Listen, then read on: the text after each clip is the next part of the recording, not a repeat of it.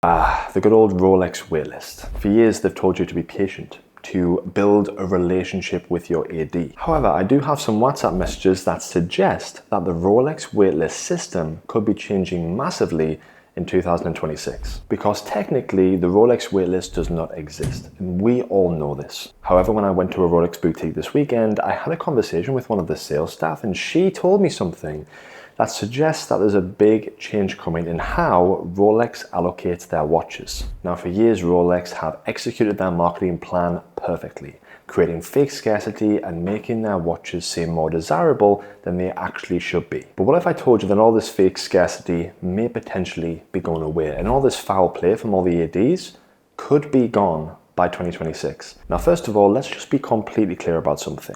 If anyone tells you that Rolex has some sort of waitlist, it is a lie. Now, when you register your interest for a Rolex piece, you're essentially put into a pool of people that the AD can select from to essentially allocate that piece to. And some of the reasons you could be allocated a Rolex is based on your past purchase history, if you have a good relationship with the AD, or if you're a famous person like, I don't know, Ed Sheeran or John Mayer or something like that. Now, just imagine walking into any other brand store and basically being told that you cannot have the product that you want unless you have bought something from that store before, or you are friends with the manager, for example. That is basically the exact game that Rolex play. It's less of a waiting list and it's more of a qualification process. Now, I actually get a lot of messages on Instagram and on TikTok from people who are really upset with how they were treated in a Rolex store. And this isn't even down to the fact that they didn't leave with a watch that they wanted. It's more down to the fact of how the salespeople are treating the customers that are coming into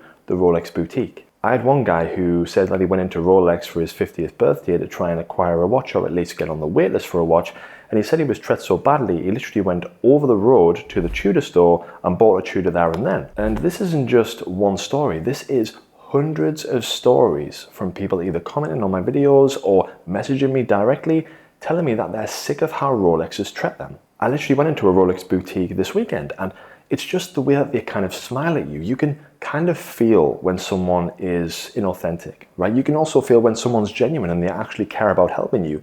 And I think that when you walk into a Rolex boutique, you instantly feel judged. You feel like you're kind of a burden. You feel like they just want you to get away so they can, I don't know, play on their phone or do whatever Rolex people do when they're not selling watches. The way that the salespeople smile feels a little bit sinister. It feels a little bit inhuman. And listen, I'm not going to speak for every single salesperson that works in a Rolex store, or maybe it's just my personal experience, but I don't think it is. I think that a lot of other people feel this, including yourself maybe.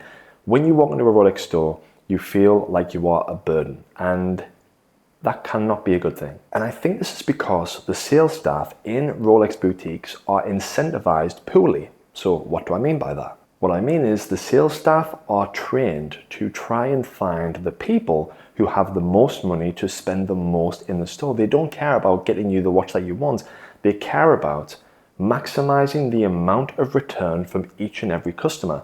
And say, for example, if you're me and you just basically want a green dial Datejust, for example, if you are just going to buy one watch from them, they're not really that interested. They want someone who they can sell some less desirable pieces to, and then they can sell the watch that they actually want, and then afterwards they can sell you more watches like the Daytona or a Submariner or something that is even more expensive.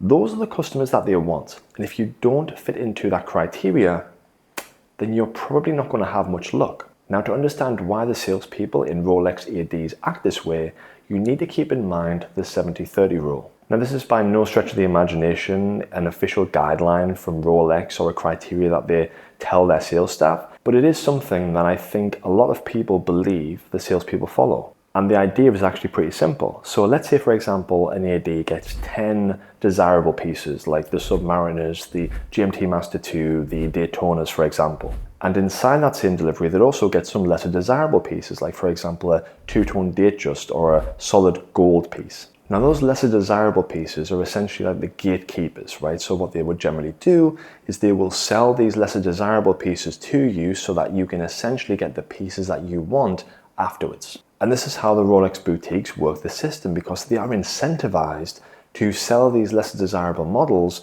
before they give you the stuff that you actually want. And that is why, for example, when most people go in for a green dial Datejust or a blue dial, whatever, you often get called for a two-tone Datejust with a Wimbledon dial, because those pieces are less liked by the public and they are more readily available. Therefore, they are going to give you that watch in the hope that you'll buy it and then come back for the watch that you actually wanted in the first place. So if the Rolex Waitlist doesn't exist, which we already know, then why are they able to sell these pieces that people don't even want? And why are people still buying them?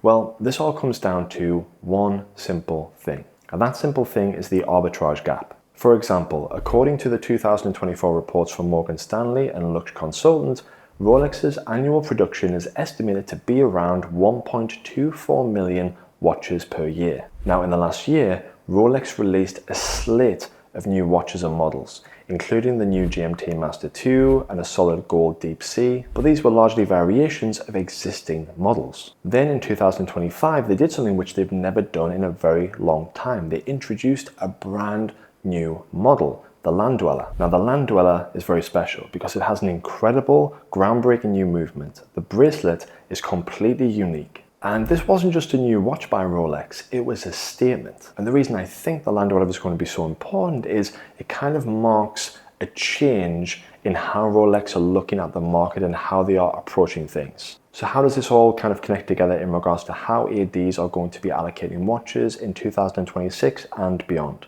Well, I sense a huge change coming in how Rolex are distributing their watches. I feel like they are starting to pick up on the fact that customers do not appreciate being treated badly when going into their boutique stores. And they've already started taking away licenses from certain companies from distributing their watches because they've been treating the customers very badly. Listen, Rolex makes great watches. That goes without saying. But, and this is a big but, there are other brands out there that make watches that are just as good in regards to quality, if not better, and are just as timeless in regards to design. Which means that Rolex basically sells watches based on two simple things. Number one, they either retain their value or they're appreciating value. And secondly, because of their brand.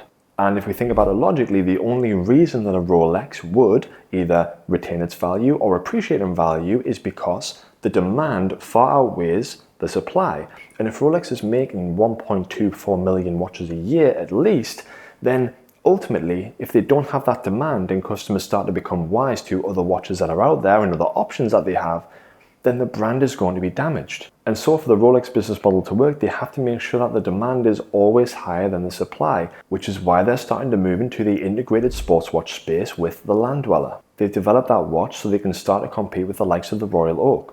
So as I was saying, I think there's going to be like a tipping point where the negative customers' experiences is going to start to diminish the Rolex brand. And I know that sounds crazy, but trust me, it's happened to other brands before. There's only so many times a hot girl can reject a guy before he starts to kind of get a little bit of self-respect and start to look elsewhere. And the entire reason that a brand or a business is built to become successful is by taking care of their customers.